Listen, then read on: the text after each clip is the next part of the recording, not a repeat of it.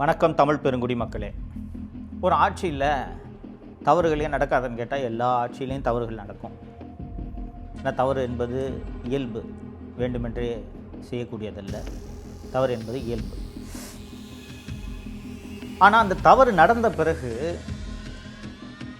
அந்த ஆட்சியாளர்கள் அந்த தவறை சரி செய்வதற்கு என்னென்ன நடவடிக்கைகளை எடுக்கிறார்கள், அந்த தவறு மீண்டும் இதுபோல் நிகழாமல் இருப்பதற்கு என்னென்ன தற்காப்பு நடவடிக்கைகளை எடுக்கிறார்கள், அந்த தவறுக்கு காரணமானவர்கள் மீது என்ன நடவடிக்கையை எடுக்கிறார்கள் என்பதையெல்லாம் பொறுத்து தான் ஒருவர் நல்லாட்சி நடத்துகிறாரா, ஒரு மன்னன் நன்றாக ஆட்சி செய்கிறானா என்பதை நாம் கணிக்க முடியும்.